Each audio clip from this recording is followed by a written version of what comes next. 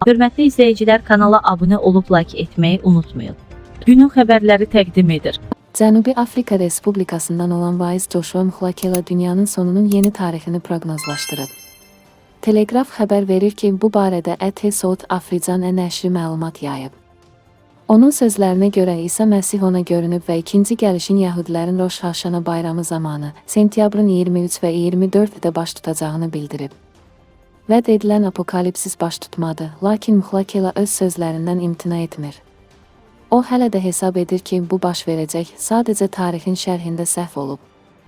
Vaizin fikrincə, Məsih bu tarixi köhnə təqvimə, yəni Yulian təqviminə görə söyləmiş ola bilər. Yulian təqvimi hazırda istifadə olunan təqvimdən 13 gün geri qaldığı üçün köhnə təqvimlə sentyabrın 23 və 24 oktyabrın əvvəlinə təsadüf edəcək.